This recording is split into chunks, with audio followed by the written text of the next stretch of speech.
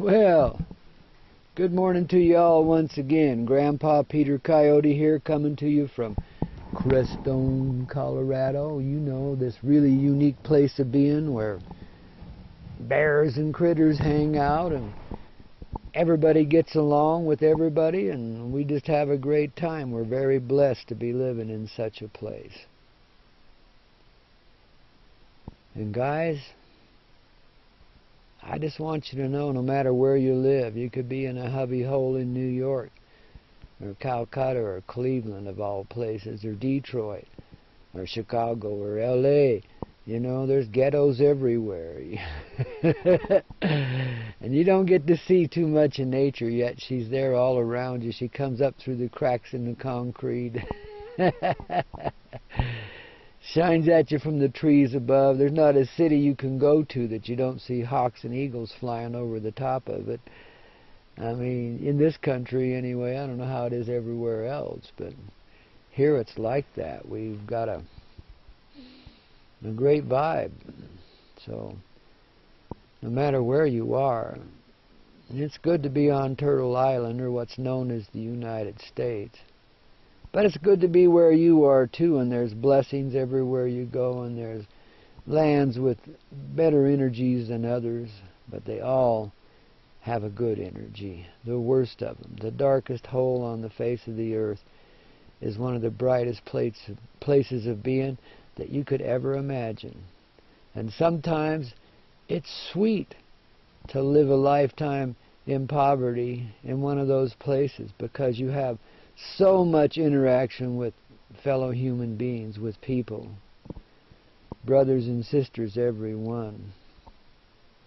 And you learn a lot there, and you grow a lot, and you learn to appreciate the simple pleasures. You know, we that are more sophisticated nowadays and drive around in our cars and fly around in our planes and stuff, well, we don't have quite the touch with humanity. You know, we're automatically and synthetically cut off from one another by these machines, and encouraged in that behavior by our television sets and so forth. Everything seems to want to take us away from ourselves and keep us isolated in this singular being, you know. And seems like you're having a battle with the rest of the world, trying to get along with it. Don't comprehend. Well, it's simply because we've been cut off from, you know, our natural humanity, which is to be together, and which is to love and appreciate one another full time. In fact, we're meant to have such close connections that it's hard to tell us one from the other, because we are so close, so intimate with one another. That's the normal state of human existence. And what you see around you, all this hardness, created by this industrial age, as we call it, where money became supreme and power was everything, you know, shoot. We missed the boat here somehow, but, you know, the experience is with us. And if nothing else, it's helping us crave our humanity, so we'll soon get back to it. And go there and be that, and not be hidden from one another again. Now, this is early part of September in 2012.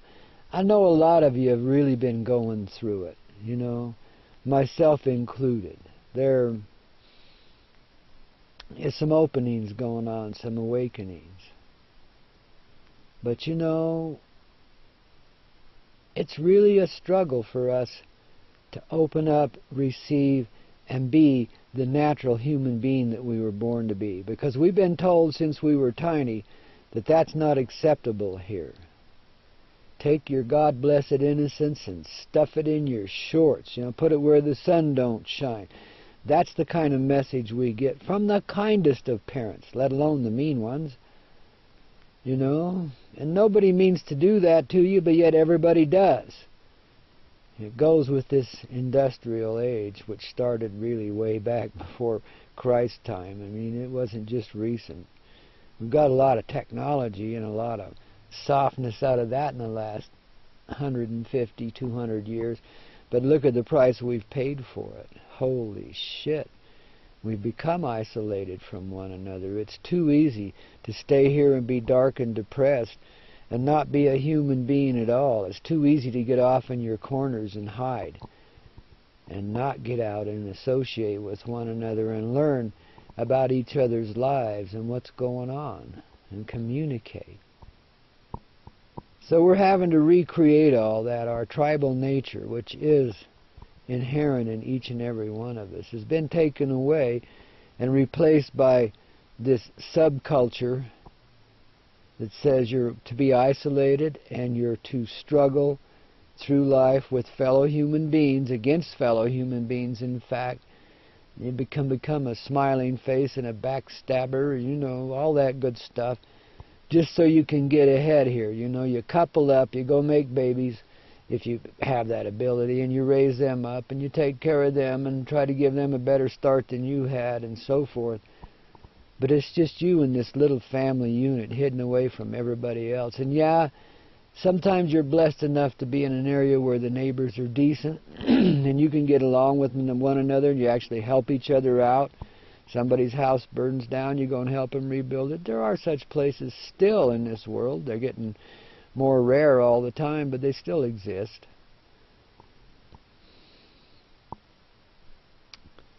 But those of us that are going through it are coming to the end of this struggle, the end of that cycle which has been synthetically imposed on us. So far back in history, we think it's nature, that we have to couple up. It doesn't matter, you know, what your sexual orientation is, for heck's sakes.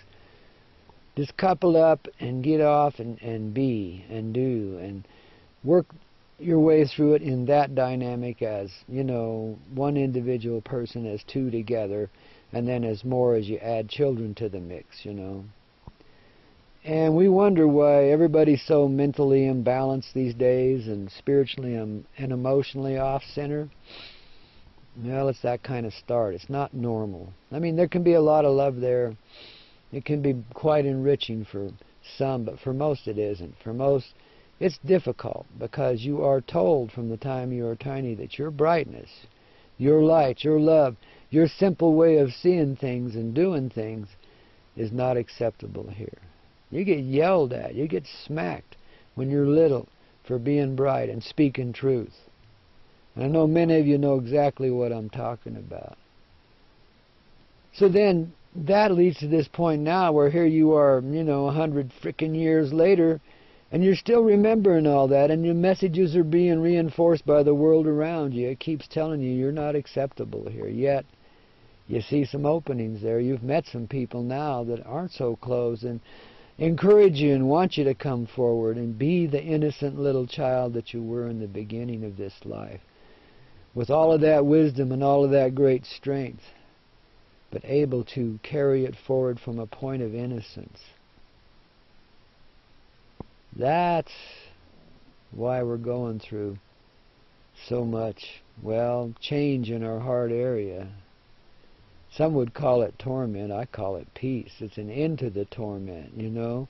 The torment's been there since people started belittling us. Well, I mean, you think about the welcome you get in this earth as a baby child, coming forth from the mother's womb. Good grief. In most instances, they mishandle you pretty harshly right off the bat, and spank you so you'll breathe and, you know, take in the energy of suffering right away, and, you know, get angry right along with the rest of us. I mean, this boat was meant to float forever, but it's built on a false premise, a false keel, so it's going to fail. It can't help it. It doesn't work.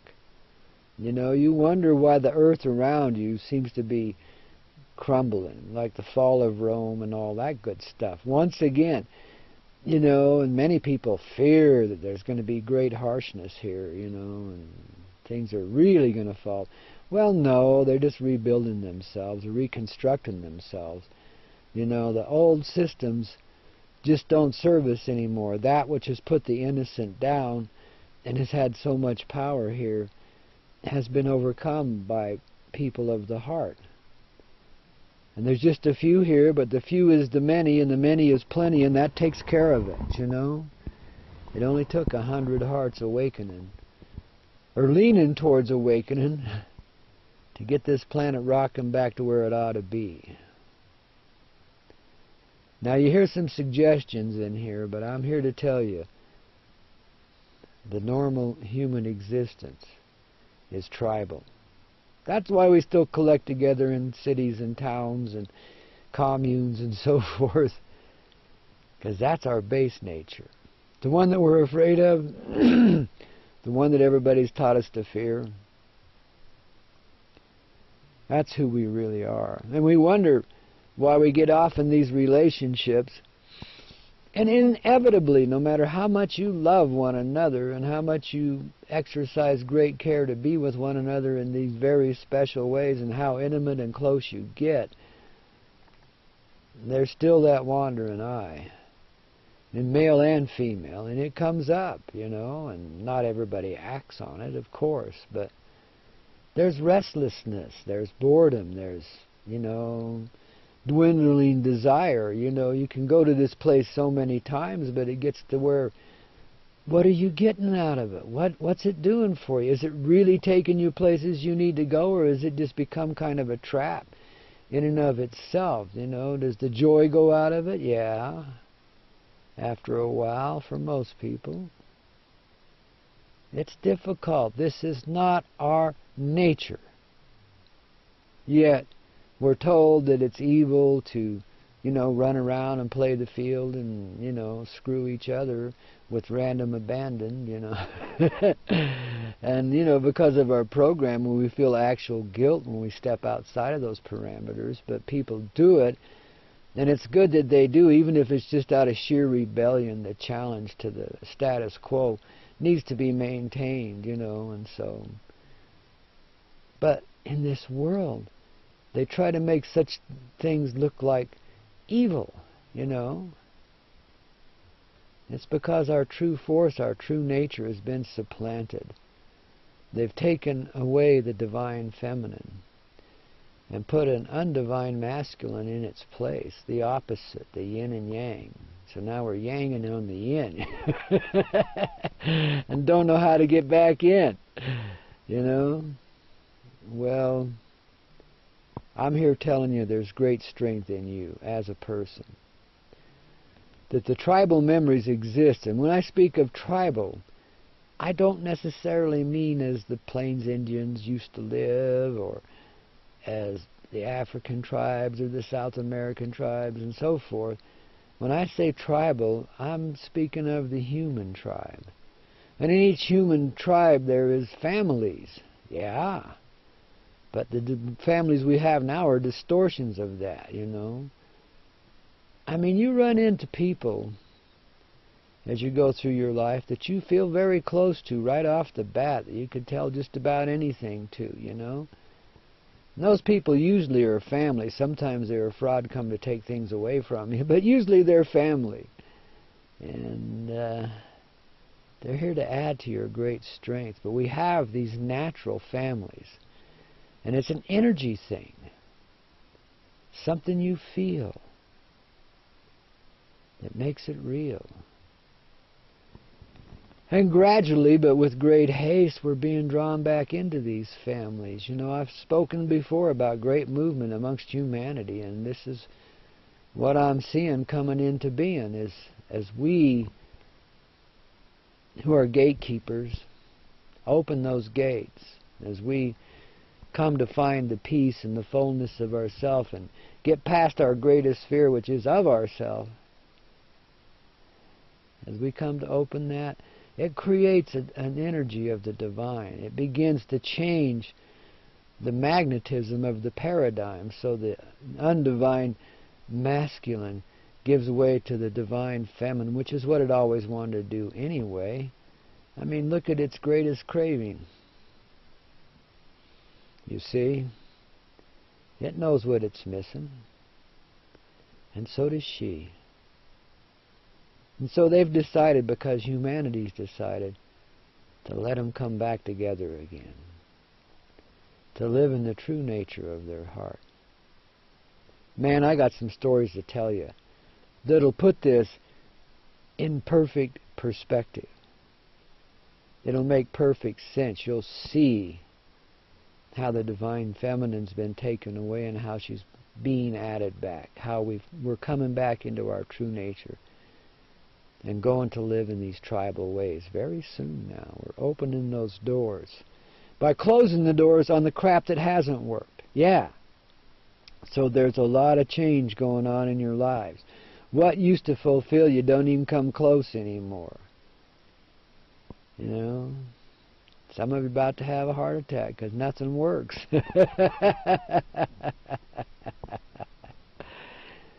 But it doesn't work because you're done with it. Whatever that is, it doesn't serve you anymore, not in that way, and you can't do it that way anymore, and it's time to let it go and see what arises to take its place. There's a fascinating intelligence that operates behind the scenes, much in the way that the darkness does. But it's far more cunning than the darkness because it's innocent. It doesn't have to think and plan and plot. It flows through this energy we call love. And through that intelligence that could be called divine, it devises ways to bring humanity back to herself, back to her heart. It nurtures and encourages us. And it's inside of each and every one of us. And if you don't have that feeling in there today, man, you should sit still long enough. Go sit on a hill, a grassy knoll, whoops, and wait for that peace to come. Don't be alone and angry in it. Release your heart. Let it come into being. The darkness has had great power and great strength over you and in you. So what? Let it go. Release it. You don't have to hang on to it. You can love it. If nothing else, just for the misery it's caused you, so you know you don't want to go back there again, for criminy sakes. Pay attention to the level of the divine inside of yourself. And you'll see where you're going with this and where it's already taken you. And this old man won't be so full of bullshit then. I mean, you know, it all makes sense. And there's thousands of people around you that are repeating the same message in different ways. But there's one here that's going to help you get it. And that's you and what's inside of you. You want to deal with the darkness? Bring it to the light. That's what we're here to receive. That's what we're here to do. It's not reverse polarity. It's not going totally in to one aspect or the other. It's bringing all back into the center of the heart. And then we can appreciate and understand categorizations and divisions. And not because we no longer see them as categories and divisions. We see them as joined together in the united strength of the heart. And baby, that will change everything in this paradigm. Politics won't be worth a dime, and all the politicians you've hated so bad for being such thieving sons of bitches will turn into angels of light and love and share wealth with you. I mean, come on. It doesn't take that much of a stretch of imagination to see this happening. Because you see inside of yourself the darkness bringing forth the light. That's what I said. You see inside of yourself the darkness bringing forth the light. And baby, that's love, as only love can be. It's heroic in every aspect of its application. It's tested itself to the maximum here in this realm reality, which is why we imprisoned ourselves in it for a while, so we could do this, get through this, Find the light, the love, the angel heart in the darkness as well as the light. To enjoy the polarity of division. To be pulled into it as deeply and as wildly as could possibly be. And then come back to our natural state of being. And then live in these natural groups and tribes where everybody's taking care of everyone. And it just starts in small circles and works out from there. The circles get bigger and bigger as you go along, but everything contributes to everything else. We live in total divine harmony. And there are no needs to go unfulfilled. Now you might call me an idealist. And damn rights I am, and I have been since I was a tiny little boy. And I've been taught much by this harsh reality, and I've gained and grown because of it. And so have you. We're in this together. And it's time to review how we're living. To recognize that we're closing doors on the past, that what's been going on for what seems like forever in our history is a total crock of bullshit, and it's best to be done with it. Toss it out with the bathwater. You damn right. So we got a new baby now. We're rocking and rolling. So now you understand a little bit more of the aspects, the dynamics of the changes going on in you. And it's much easier to close the door on the past when you understand why. When you can truthfully let it go. Appreciate what's there, what it's given you, what it's taught you. And let it call you home. Let it bring you home. Through the darkness comes the light, baby. And there's love in every bit of it.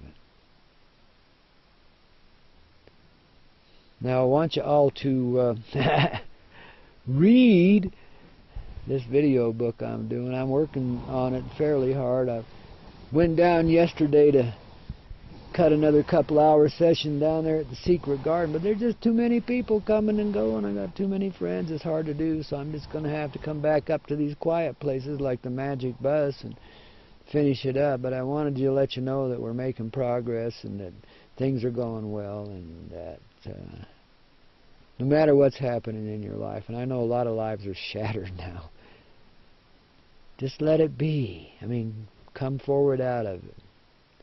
Dust yourself off, baby. If it splattered you, dust yourself off. Pick up the pieces and move on. Because you know you love doing it. And you know this is the final journey in darkness, baby. Or at least is what we perceive as that. Things don't really go away or change. Our way of seeing them changes. It's perception. It's the whole thing. We live in paradise already, but God, I've told you that 1,000 times before. It's getting old, isn't it? Maybe we need to freshen up our relationship or go join, go join a tribe right now, baby. Hey, I love you guys, and I hope you keep rocking and rolling. Check out this book. It will be called Mother. I'm going to post, it for free in segments on Facebook, but then if you want to, get it as a singular work, download it as a singular DVD, or I can have one shipped to you. We're going to make it available that way, because we need to raise a little bit of money so we can get God's donuts off the ground here and share some enlightenment all over the world. Peace, babies. And rock and roll. That's what it's all about, baby. Rock and